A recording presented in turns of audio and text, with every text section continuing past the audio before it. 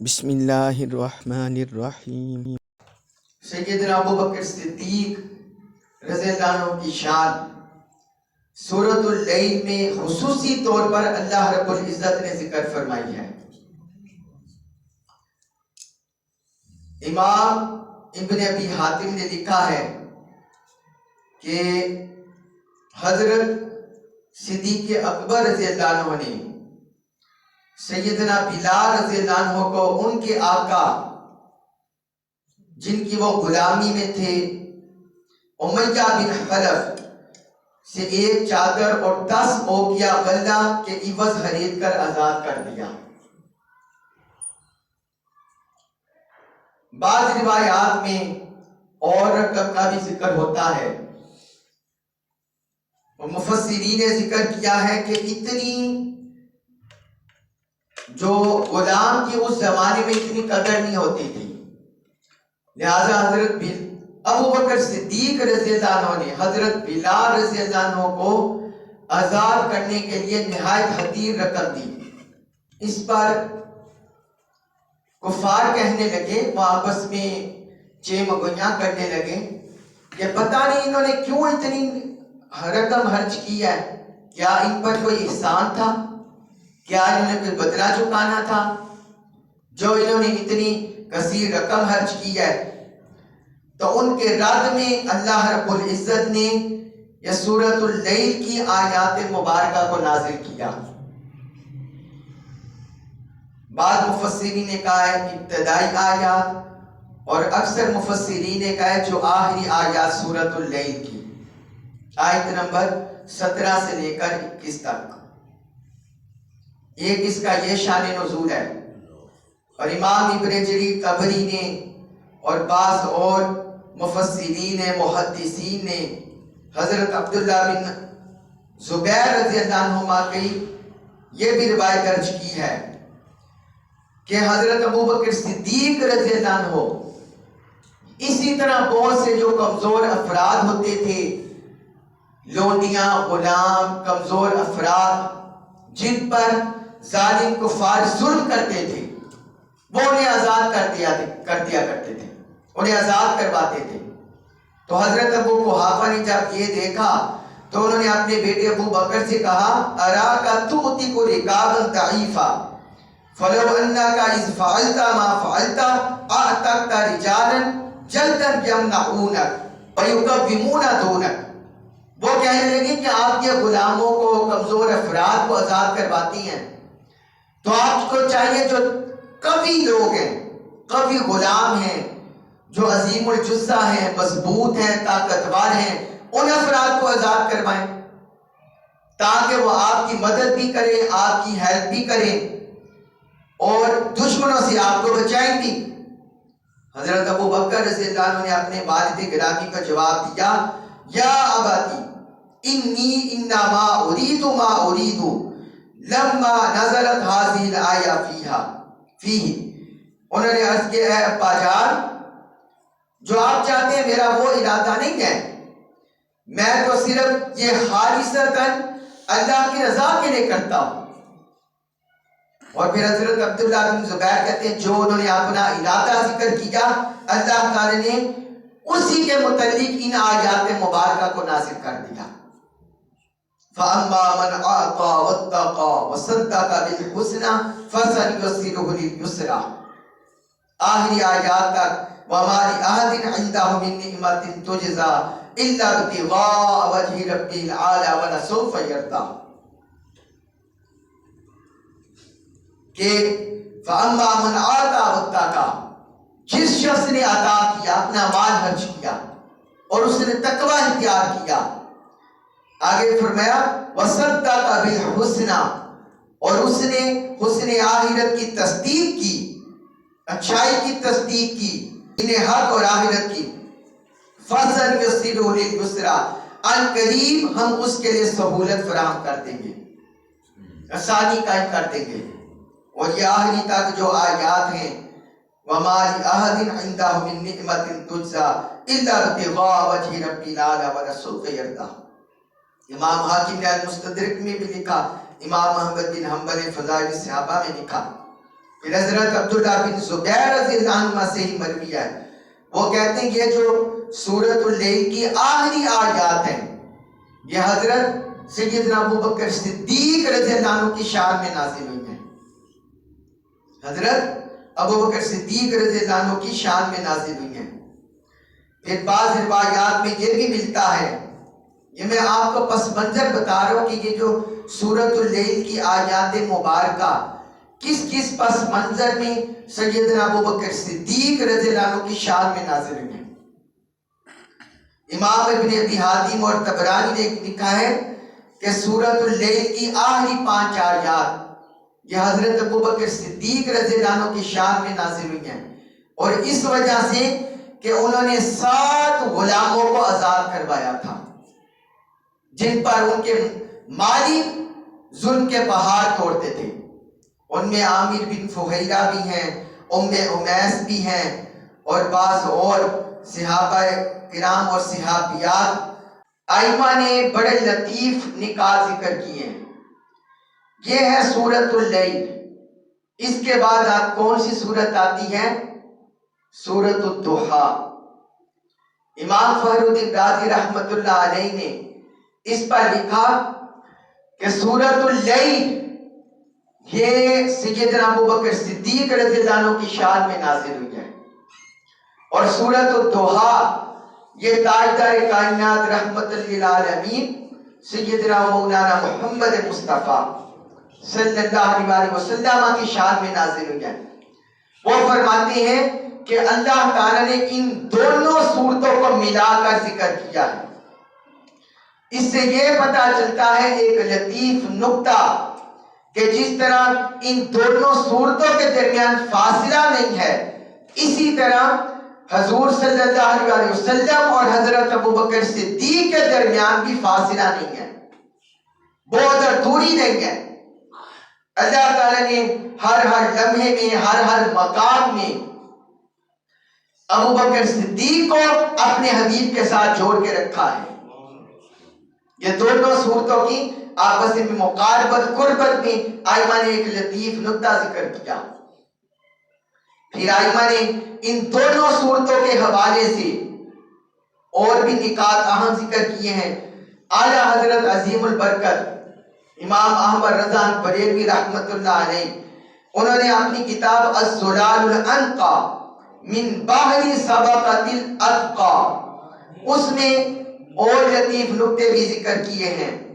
وہ فرماتی ہیں کہ جس وقت ہم سورۃ اللیل پڑھتے ہیں، واللیل اذا یغشا، رات کی قسم جس وقت وہ چھا گئے، تو اس سے مراد سیدنا ابوبکر صدیق ہے۔ اور آگے جو اللہ تعالیٰ نے فرمایا والنہار اذا تجلی، دن کی قسم جس وقت اس کی روشنی چھا گئے، وہ فرماتے ہیں دن سے مراد حضور کی ذات اقدس ہے۔ مطلب یہ ہے کہ ابوبکر صدیق رضی اللہ عنہ نور کی طرف جس وقت جاتے ہیں، یہ رات کا سفر نور کی طرف سفر کرتا ہے، تو ابوبکر صدیق سے پہلے حضور کی ذات اقدس آتی ہے۔ نور سے مراد حضور کی ذات اقدس، حضور کی ذات اقدس ہے۔ اور پھر آگے فرماتے ہیں جو سورۃ الضحیٰ میں اللہ تعالیٰ نے فرمایا والضحیٰ، اب اس سے مراد حضور کی ذات اقدس ہے۔ واللیل اذا سجا، اس میں سیدنا ابوبکر صدیق کی ذات ہے۔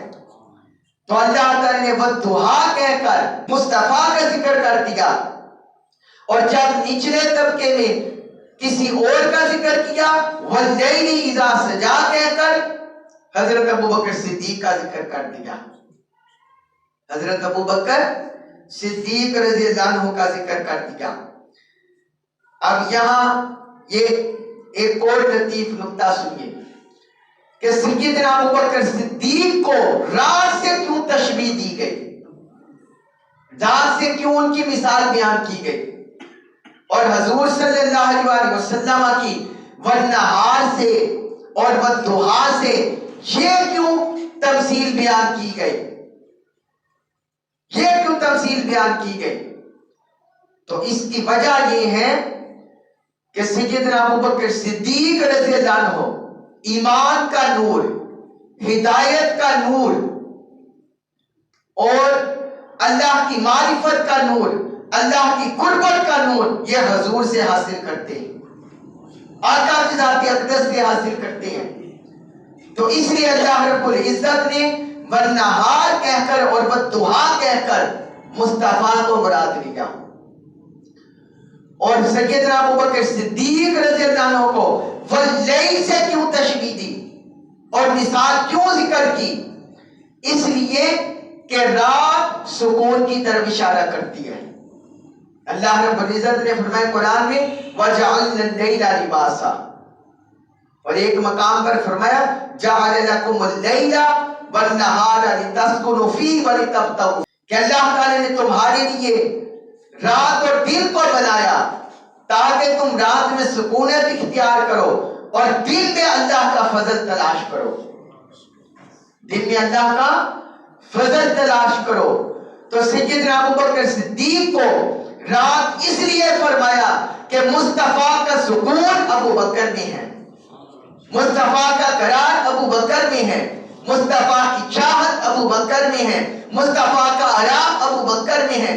لہذا اللہ رب العزت نے ان دونوں مثالوں سے مصطفیٰ اور صدیقیت کی قربت کو جوڑ دیا،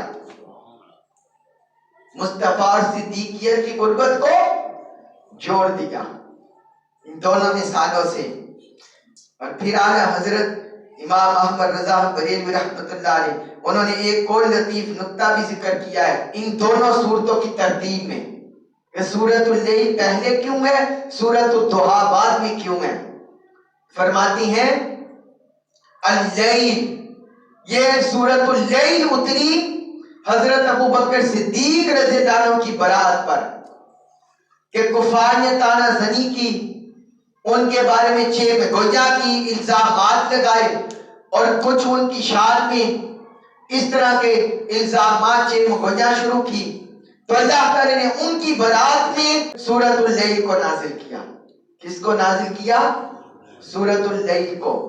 اور سورۃ الضحیٰ نازل ہوئی حضور صلی اللہ علیہ وسلم کی برات میں کہ کفار نے اس وقت بھی طعنہ زنی کی، حضور کی شان پر طعنہ زنی کی، انگلیاں اٹھائی اور انہوں نے آپس میں چیب گویا کی، آقا کی شان اقدس کے بارے میں گفتگو شروع کی، تو اللہ تعالی نے اپنے حبیب کی برات میں سورۃ الضحیٰ کو نازل کیا۔ اب اگر سورۃ الضحیٰ پہلے ہوتی تو حضور صلی اللہ علیہ وسلم کی ذات مبارکہ پہلے ہی تمام عیبوں سے، تمام کمیوں کوتاہیوں سے بری ہے۔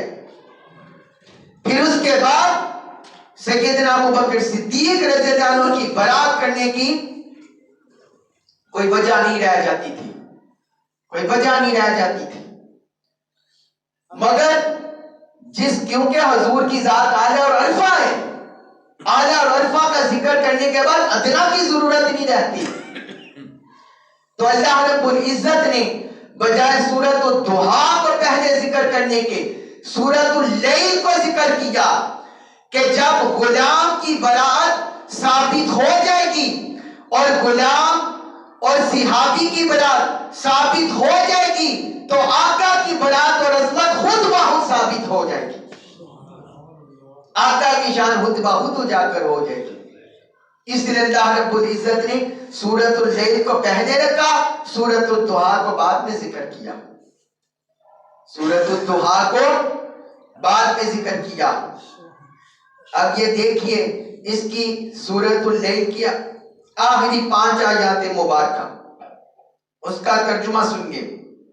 وَسَيُجَنَّبُهَا، اور قریب اسے بچایا جائے گا، کس سے؟ دوزخ سے۔ وَسَيُجَنَّبُهَا، ان قریب وہ بچایا جائے گا، دور لے جایا جائے گا اس دوزخ سے، الاتقا، جو سب سے بڑا پرہیزگار ہے، جو سب سے بڑا پرہیزگار ہے، متقی ہے، اس کو دوزخ سے بچایا جائے گا، دور لے جایا جائے گا۔ آگے فرمایا اس کی شانیں یہ ہیں الذی یؤتی مالہ یتزکا، وہ اپنا مال دیتا ہے تاکہ پاکیزگی مل جائے، تاکہ وہ پاک ہو جائے. اور وَمَا لِأَحَدٍ عِندَهُ مِن نِعْمَةٍ تُجْزَىٰ، اور کسی ایک کا بھی اس پر احسان نہیں ہے جس کا بدلہ چکایا جائے، جس کا بدلہ چکایا جائے، کسی ایک کا بھی اس پر احسان نہیں ہے. إِلَّا ابْتِغَاءَ وَجْهِ رَبِّهِ الْأَعْلَىٰ، مگر وہ یہ مال کس لیے دیتا ہے؟ کس لیے دیتا ہے؟ صرف اپنے رب اعلیٰ کی رضا پانے کے لیے، اپنے رب اعلیٰ بلند و برتر کی رضا پانے کے لیے، خوشنودی پانے کے لیے. وَلَسَوْفَ يَرْضَىٰ، ان قریب وہ راضی ہو جائے گا، ان قریب وہ راضی ہو جائے گا. سورۃ اللیل کی ان 5 آیات میں آیت نمبر 17 سے لے کر 21 تک اللہ تعالیٰ نے سیدنا ابوبکر صدیق رضی اللہ عنہ کی 7 شانوں کو یکجا کر دیا ہے. اب آئیے ہم ترتیب ان شانوں کو دیکھیں اور اس کی وضاحت کریں کہ کیا مراد ہے. فرمایا وَسَيُجَنَّبُهَا، کہ وہ اس سے بچایا جائے گا، اس دوزخ سے دور لے جایا جائے گا، اسے بچا لیا جائے گا. تو اس کا مطلب یہ ہے کہ جب وہ دوزخ سے بچا لیے گے تو پھر وہ کہاں جائیں گے؟ سوال تو یہ پیدا ہوتا ہے پھر کہاں جائیں گے؟ جنت میں. کہاں جائیں گے؟ جنت میں. جو اللہ رب العزت نے قرآن میں فرمایا وَأَمَّا مَنْ خَافَ مَقَامَ رَبِّهِ وَنَهَى النَّفْسَ عَنِ الْهَوَىٰ فَإِنَّ الْجَنَّةَ هِيَ الْمَأْوَىٰ، کہ جو شخص بھی اپنے رب کے حضور کھڑا ہونے سے ڈر گیا اور اس نے اپنے نفس کو خواہشات سے بچا لیا، نفسانی خواہشات سے بچا لیا، فَإِنَّ الْجَنَّةَ هِيَ الْمَأْوَىٰ، اس کا ٹھکانہ جنت ہے. جو مأوا ہے وہ اس کا ٹھکانہ ہے. اور پھر ایک آیت مبارکہ میں فرمایا إِنَّ الَّذِينَ سَبَقَتْ لَهُم مِّنَّ الْحُسْنَىٰ أُولَٰئِكَ عَنْهَا مُبْعَدُونَ لَا يَسْمَعُونَ حَسِيسَهَا وَهُمْ فِيمَا اشْتَهَتْ أَنفُسُهُمْ خَالِدُونَ. اللہ رب العزت نے فرمایا کہ جو شخص بھی، جس شخص پر بھی ہمارے اوپر جو حسن آخرت ہے اس نے اس پر غلبہ پا لیا. حسن آخرت کی عقیدہ نے، آخرت کی سوچ نے اس پر غلبہ پا لیا، غالب ہو گیا اور اسے ہر وقت آخرت کی فکر نہیں. فرمایا اولئک عنہا مبعدون، یہی لوگ ہیں جو دوزخ سے دور رکھے جائیں گے. لا یسمعون حسیسہا، وہ اس کی آہٹ تک بھی نہیں سنیں گے، وہ اس کی آہٹ تک بھی نہیں سنیں گے. اس میں داخل ہونا تو دور کی بات ہے، آہٹ تک بھی نہیں سنیں گے. وَهُمْ فِيمَا اشْتَهَتْ أَنفُسُهُمْ خَالِدُونَ، اور جو وہ چاہیں گے، جو ان کے نفس خواہش کریں گے وہ انہیں مل جائے گا اور وہ جنتوں میں ہمیشہ رہیں گے.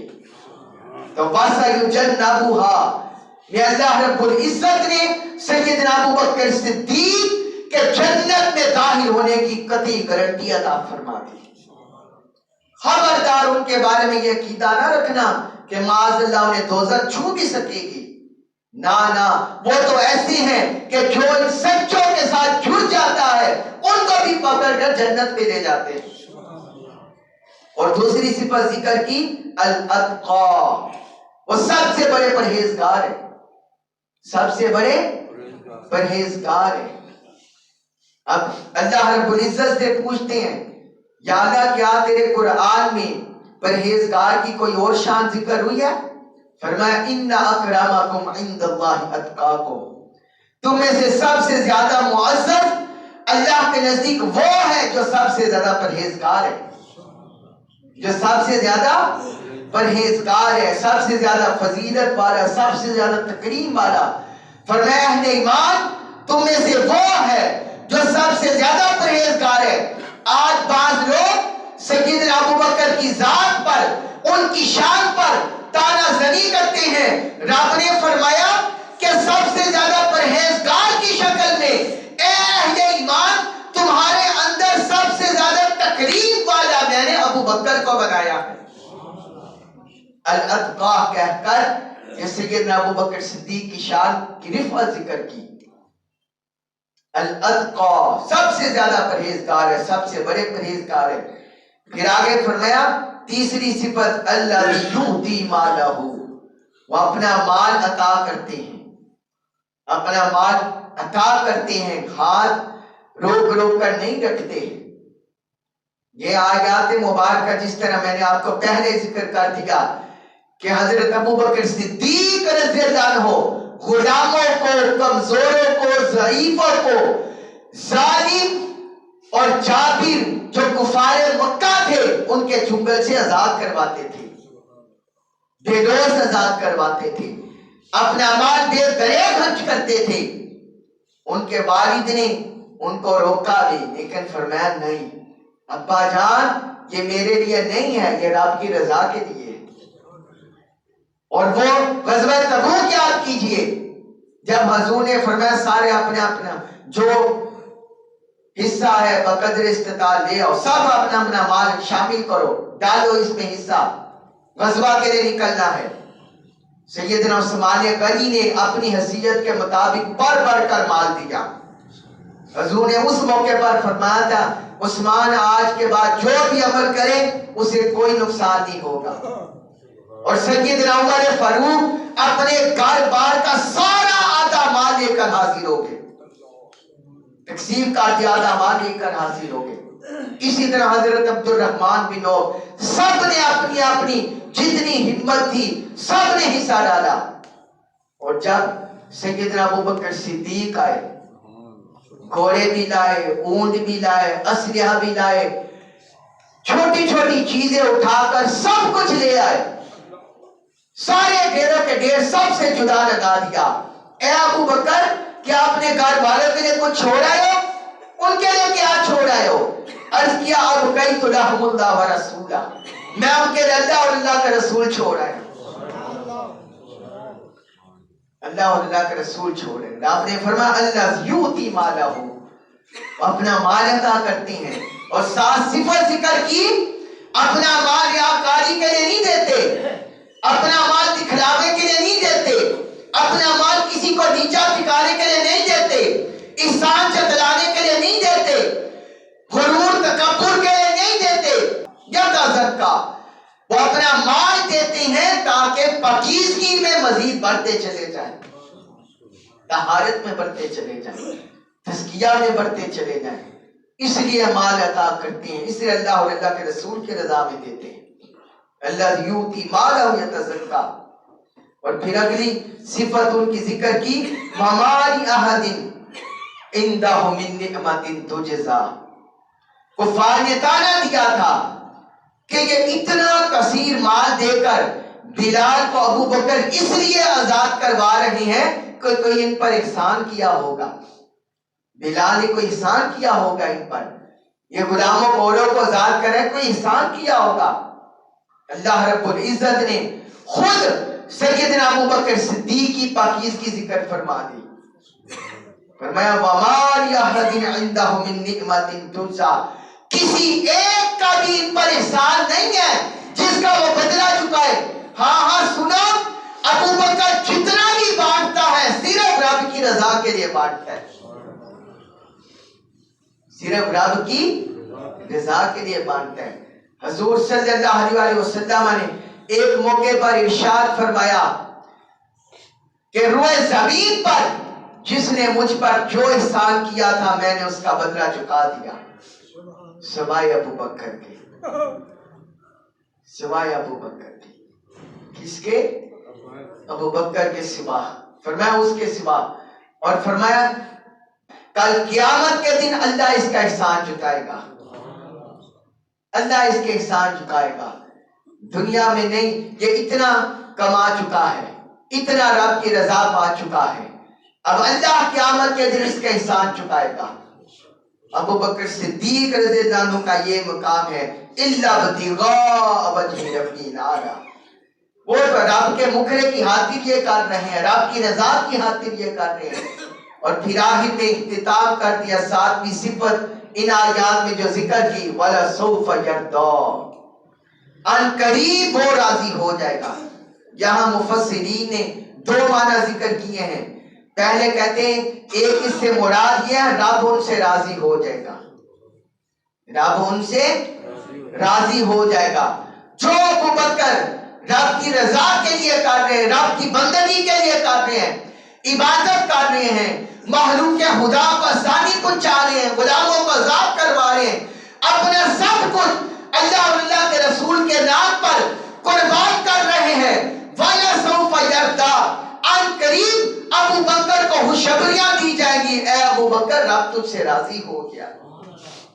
اور دوسرا معنی مفسرین نے یہ کیا ہے کہ جس طرح اللہ تعالیٰ نے اس سے اگلی صورت میں اپنے مصطفیٰ کے لیے فرمایا وَلَسَوْفَ يُعْطِيكَ رَبُّكَ فَتَرْضَىٰ، اے مصطفیٰ تیرا رب عن قریب تجھے اتنا عطا فرمائے گا کہ تو راضی ہو جائے گا۔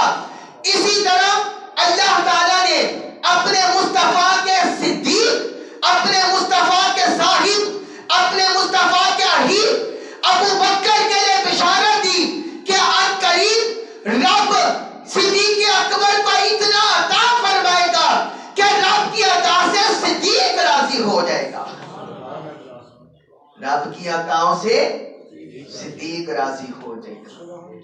وَلَسَوْفَ يَرْضَىٰ، رب کی رضا پر، رب کی عطا پر صدیق راضی ہو جائے گا، اتنا عطا فرمائے گا رب۔ اللہ رب العزت سے دعا ہے کہ اللہ تعالیٰ سیدنا ابو بکر صدیق رضی اللہ عنہ کے درجات بلند فرمائے اور ہمیں کما حقہ ان کے مقام کی معرفت نصیب فرمائے۔